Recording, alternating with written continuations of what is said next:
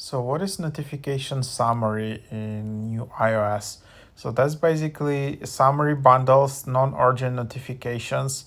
That's how it looks like. And then yeah, you can just set up in later in settings. So you can schedule delivery, choose when you'd like your notification summary to arrive, get what's important, calls, direct messages, and time-sensitive notifications will be delivered immediately, even for apps in your summary.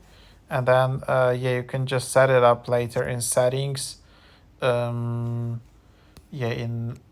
you can just, I guess, search for scheduled summary in notifications and then just enable this, and then just tap continue and proceed with setting up. So that's how you start using that. It can be quite handy if you have so many apps and you kind of don't want to disable notifications from these apps, because of course that's the easy way, just disable notifications. But you don't want these notifications to annoy you so much. So then you can just kind of enable this notification scheduled summary.